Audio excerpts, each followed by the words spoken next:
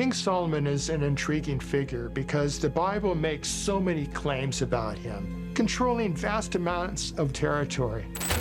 When the Temple of Solomon was destroyed in 586 BCE, all the temple treasures were lost to history. Solomon's true story was just exposed, sharing the amazing origins of his magical ring, linked with the old tales of the Nephilim and Ham. The stones of the ring sparkled under the stars in ancient Jerusalem. This ring was more than a symbol of power. It represented the night Solomon met God in Gibeon, showing his supernatural abilities. Why do many explorers who come into contact with this ring vanish in the act? Let us explore the Solomon ring that could give religious authorities countless worst-case scenarios. The secret life of Israel's king. When Solomon became king, he had a profound and memorable experience in the town of Gibeon. This town was known for its significant religious site, where a high place for worship existed. Solomon went there to offer sacrifices to God. He made a large sacrifice, offering 1,000 burnt offerings on the altar.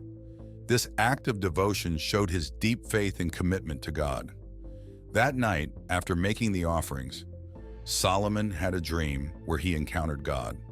In this dream, God appeared to Solomon and asked him a remarkable question. "Ask for whatever you want me to give you." This was a pivotal moment for Solomon. He could have asked for anything, riches, power, or a long life, but he chose something different. Solomon responded with great humility and wisdom. He acknowledged his young age and inexperience, recognizing the vast responsibilities of leading the people of Israel. Solomon said, "Give your servant a discerning heart to govern your people and to distinguish between right and wrong. For who is able to govern this great people of yours?" God was pleased with Solomon's request.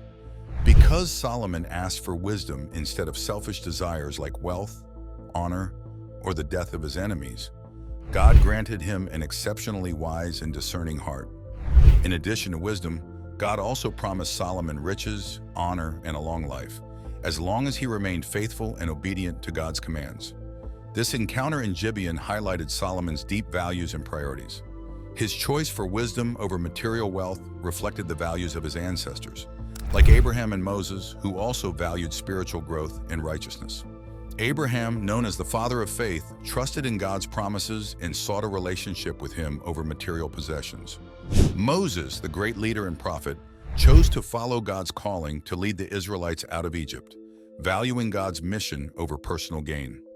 Solomon's request for wisdom set the tone for his reign as king. It showed that he valued understanding and justice above all else. This decision not only pleased God, but also established Solomon as a ruler whose wisdom would become legendary. His wisdom was not just for his benefit, but was meant to serve the people, guiding them with fairness and insight. Other ancient texts show Solomon as a seer who could see and talk to the spiritual world. His life blends royal duties, building projects, and spiritual quests, connecting the human and the divine.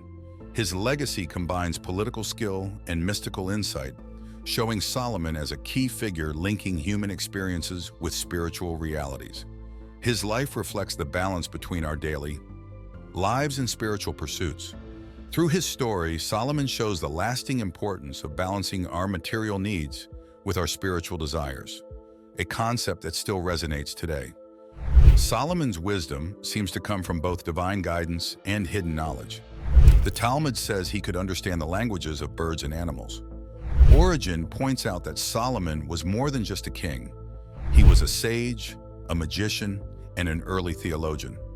His deep desire for knowledge helped him make decisions and lead his people, but also brought complications that reached the heavens. This deep understanding let him see into the universe's essence, a gift with great advantages and serious risks, leading him on paths filled with wonder and danger. On his travels, he sometimes found a big metal box with old Hebrew writing in empty scenery. This wasn't just an old piece of history, it was a cleverly designed jail. Many ignore the Gospel of Judas, which gives different views on Bible characters. This book shows Solomon's life wasn't just about wisdom and power. It included tough personal and spiritual struggles, showing him as a man dealing with both divine and human challenges, facing both mental and spiritual issues. On a ship, the atmosphere was tense as if something strange was present. Inside, 72 demons gathered, each representing a form of evil, yet they all worked toward a common goal. This cooperation was unusual given their chaotic nature. The Ars Goetia lists these 72 demons, each with unique abilities. The list includes names like Baal, Paimon, and Asmodai. These demons are summoned and controlled via complex rituals using Solomon's magical seal or ring, which acted as a key to their obedience. The lore about these demons isn't just about summoning or control, but also reflects themes of human ambition, the quest for knowledge, and the moral risks of power. Solomon's story, especially his use of the seal, symbolizes the dual nature of wisdom, as both protective and dangerous. His control over these spirits shows the human desire to dominate the unknown. Handling these entities requires intellectual skill, moral fiber, and bravery. The narratives warn about the thin line between brilliance and recklessness, highlighting the dangers of overreaching. Solomon's interactions with these demons, while showcasing his exceptional qualities, also serve as a metaphor for the potential consequences of great power, the moral and spiritual challenges one might face. The intriguing part of the story is how Solomon, a human, controlled such terrifying forces. The Testament of Solomon, a book not usually recognized by mainstream religious scholars, tells of magic and extraordinary events. According to this book, Solomon received a special ring from the Archangel Michael, marked with the seal of Solomon, giving him the power to command these creatures. Controlling these demons was not simple. The Nag Hammadi library, with ancient Gnostic texts, highlights the intense focus and energy needed to manage such powerful beings. The seal on the ring was more than just a decoration. It was a hexagram, a symbol with both mathematical and mystical significance. This symbol linked Jewish tradition and mystical Kabbalistic teachings. Solomon's use of the ring showed the dangers of great power. Next, we'll see his quest for more power.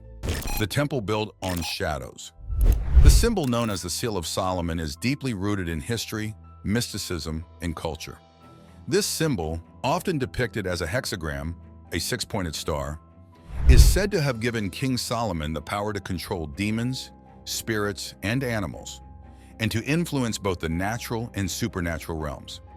The origins of this symbol are found in Jewish tradition, but it also holds importance in Islamic and Western occult traditions.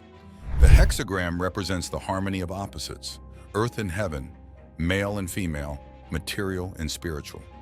This reflects Solomon's wisdom and divine favor, which supposedly allowed him to control supernatural forces and accomplish great feats, such as building the first temple in Jerusalem. In Jewish and Islamic lore, the symbol is often portrayed as a ring engraved with God's name, giving Solomon his extraordinary powers. According to the Testament of Solomon, a pseudepigraphical text, Solomon used the ring to command demons and spirits, compelling them to help build the temple. This story highlights the dual nature of the ring as both a tool of divine wisdom and a means of controlling evil forces. The Archangel Michael presented this ring to Solomon, granting him the power to control devils. With this ring, Solomon didn't just rule his kingdom, he wielded the power of devils to undertake grand projects like the temple's construction in Jerusalem.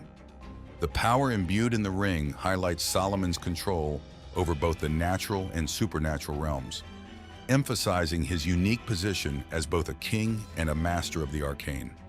The legendary accounts of King Solomon are not just confined to his wisdom and his role as a monarch in the biblical texts. Ancient narratives and later interpretations, such as those in the Midrash Genesis Rabbah, depict him as a figure whose knowledge and authority transcended the ordinary limits of human capability. According to these tales, Solomon's reign was marked not only by political acumen and wisdom, but also by supernatural dominion, particularly over spiritual entities. This portrayal elevates him beyond the realms of mere human rulers and places him in a category that borders on the mythical. Solomon's power is often shown as having a profound and almost limitless control over the spiritual world. This aspect of his character brings him into a space where he commands not only human subjects, but also spirits and demons. Such control is indicative of a belief in his extraordinary, divinely bestowed abilities, which allowed him to govern all creations, visible and invisible. This omnipotence is a recurring theme that underscores his unique position in ancient narratives, suggesting a blend of human leadership and divine-like oversight. Furthermore, his interactions with different cultures and religious practices are also significant. Texts like the Gospel of Judas and scholarly works such as the Bible Unearthed explore Solomon's engagements with ancient Semitic pagan traditions. These references highlight a more complex figure who was not only involved in the establishment and maintenance of his own kingdom's religious and cultural norms, but also engaged with a wide array of beliefs and practices beyond the orthodox frameworks of his time. This suggests a level of syncretism where Solomon's reign might have encompassed a variety of religious traditions, blending them into a broader cultural and religious context. The use of demonic forces to build a place of prayer raises fundamental questions about righteousness and sin. Can a holy site truly be considered sacred if its construction was steeped in morally dubious practices? This dilemma remains a topic of intense scrutiny and debate, highlighting the often blurred line between righteousness and wrongdoing in religious history. King Solomon's quest for greatness led him to explore unknown territories. Imagine a sunset that not only envelops the kingdom of Israel, but also dims the once bright spirit of Solomon, whose wisdom is now marred by growing flaws. Initially, Israel was a stronghold of devout worship, but this changed dramatically after Solomon's alliances through marriage with women from other nations. These unions introduced the worship of Baal and numerous other deities, turning Israel into a hub for a variety of religious practices and diluting its religious purity. Solomon, who had previously sought and received heavenly wisdom at Gibeon and claimed to wield powers granted by the divine, became trapped in a complex situation of his own creation. His story almost seems to serve as a warning, echoing a harsh truth mentioned in the Gospel of Mary about the perils of divine knowledge leading one into dark and troubling paths. The Midrash in Genesis Rabbah points out that God recognized Solomon's folly. His wisdom, once a beacon, had become his downfall. As his reign continued, the shift from a wise and revered king to a man consumed by his flaws is stark and serves as a profound lesson. Solomon's path from seeking spiritual enlightenment to grappling with the consequences of his ambitions is a cautionary tale, revealing the dangers of mixing spiritual goals with earthly desires. His fall underscores a critical message about the delicate balance between the pursuit of knowledge and the arrogance it might breed, highlighting that even the wisest can falter under the weight of their own ambitions. Solomon's wisdom faltered. Now we'll explore the consequences of his actions. The ring and the ruler. Once celebrated as a symbol of godly wisdom, Solomon fell victim to basic human flaws that he had avoided earlier in his life. The ring that had once symbolized divine authority had come to represent Solomon's personal failings. His decline reached its peak when God announced that the kingdom of Israel would be split apart. This was God's punishment for Solomon, delivered after his death. In the Testament of Solomon, it is noted that his ring, his seal, and his profound knowledge, however impressive, were powerless against the steady progression of human mistakes and godly judgment. Consider this, a complex picture formed from strands of divine knowledge, human error, and spiritual efforts, all intertwining to portray Solomon, a man who not only exemplifies what humans are capable of achieving, but also stands as a warning against the complex backdrops of history. Solomon's story, including his famous magical ring, teaches us that no level of divine favor or supernatural ability can protect us from our natural flaws or the correcting forces of destiny. The ancient texts that discuss his life emphasize the continuous struggle between elevated wisdom and the simple, often overpowering urges of human nature. Solomon's experience highlights the perpetual conflict between higher knowledge and the basic instincts that drive human behavior, suggesting that true wisdom involves recognizing and overcoming these inherent challenges. His story underscores the notion that every individual, no matter how wise or powerful, remains susceptible to common human vulnerabilities that can undermine even the most impressive legacies. This isn't just a straightforward tale. It's a detailed mix made up of different stories from various times, religions, and scholarly fields. It includes the detailed notes made by Jewish rabbis long ago and the deep thoughts of early Christian leaders like Origen. Today's historians and scholars, such as Israel Finkelstein, add important facts to these stories through their careful digs and studies. These explorations are crucial. They turn what could easily be dismissed as just old tales into something more grounded in reality. Among the lesser-known but very important texts that deepen our understanding of Solomon's spiritual path are the Gospel of Judas, the Gospel of Thomas, and the Nag Hammadi Library. These books show us how difficult it can be to handle knowledge that's not part of our daily lives. They show Solomon as a man of great abilities, whose talents both lift him up and impose limits on him. This story also makes us think twice about what we believe we know about knowledge itself. It shows us through Solomon's life that having wisdom doesn't necessarily stop people from making poor choices. Even the smartest can falter when faced with tough moral decisions, the temptations of worldly desires, and false spiritual paths. This tale, often used as a warning, is preserved in the Talmud and other lesser-known texts like the Midrash Genesis Rabbah.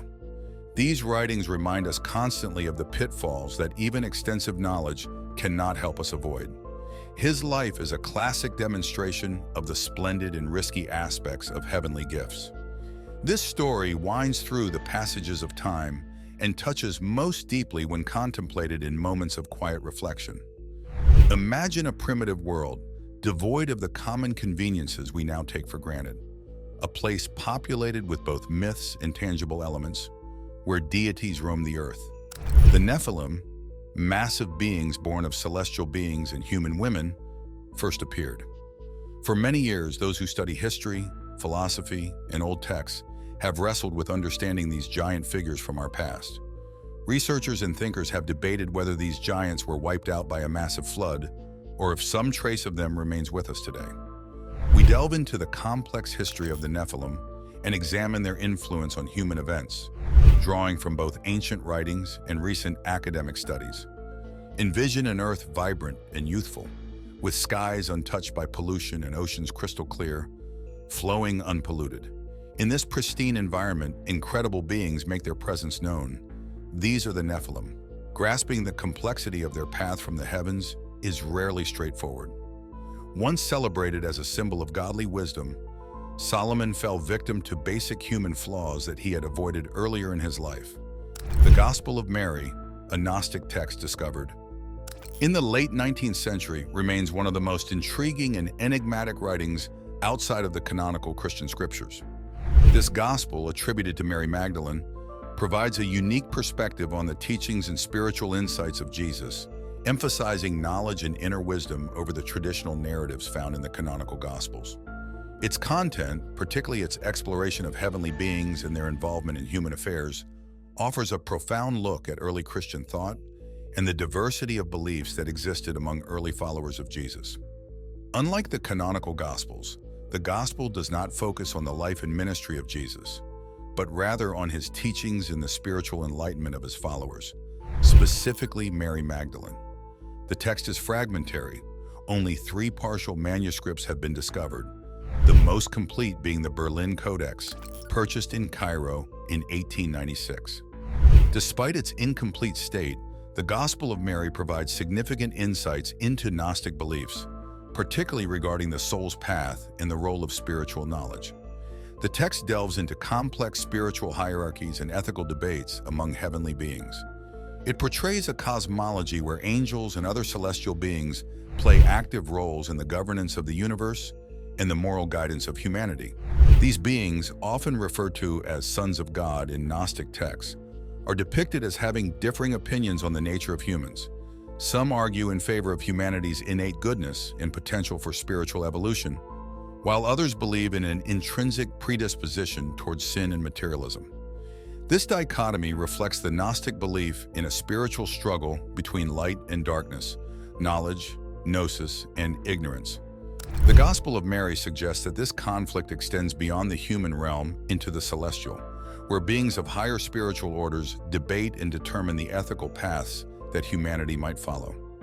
Central to the Gospel of Mary is the figure of Mary Magdalene, who is portrayed not just as a disciple, but as a profound teacher and holder of secret knowledge imparted by Jesus.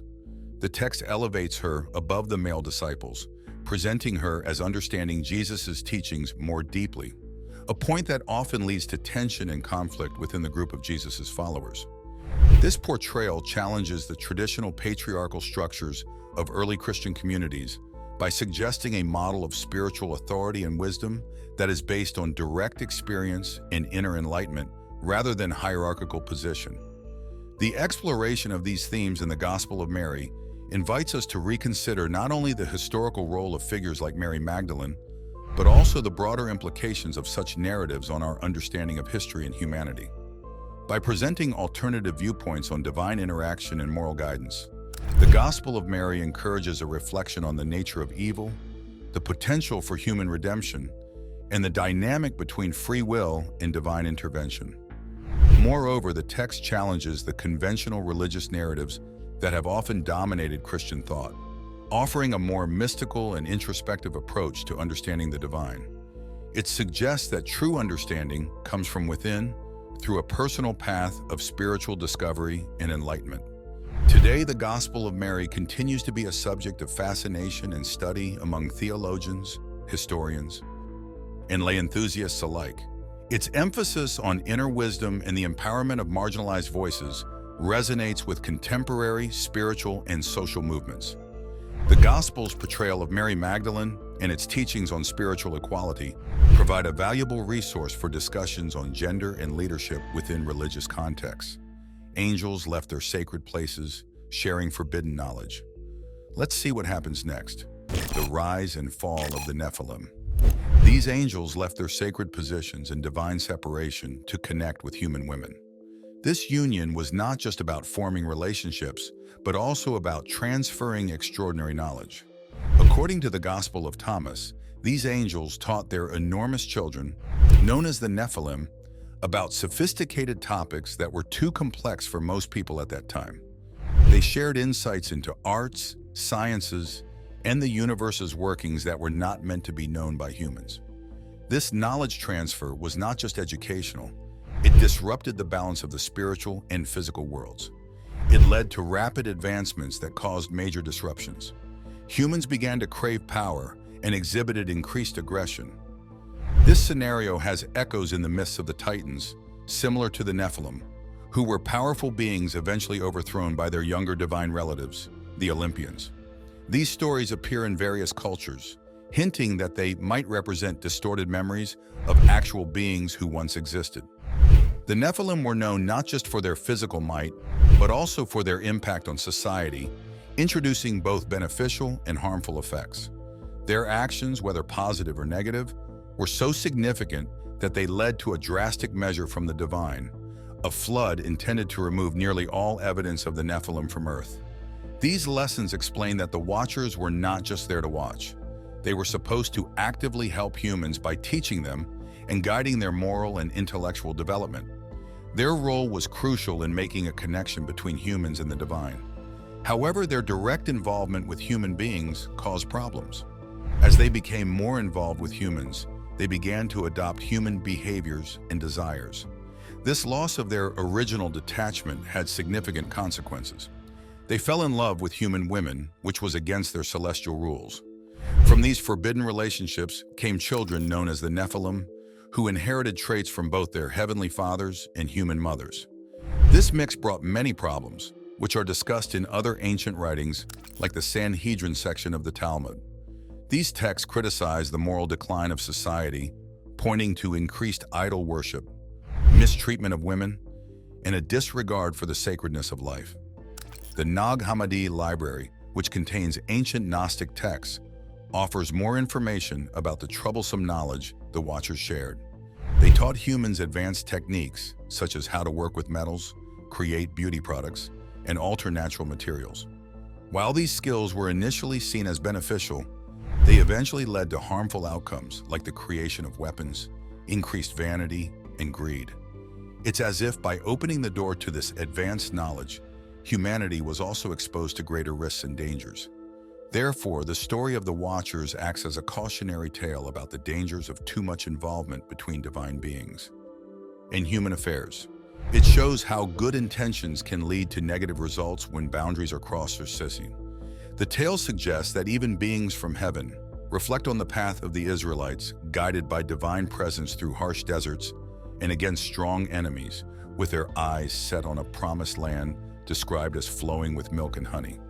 However, during their arduous travels, both physically and mentally, they encountered remnants of a terrifying past, a daunting reminder from the time before the Great Flood.